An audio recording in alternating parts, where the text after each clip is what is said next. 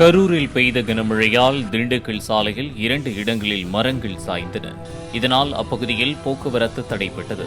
தீயணைப்புத் துறையினருடன் போலீசாரும் அப்பகுதி பொதுமக்களும் இணைந்து சுமார் 3 மணி நேரம் போராடி சாய்ந்த மரத்தை இயந்திரங்களை கொண்டு அகற்றி அப்புறப்படுத்தினர்.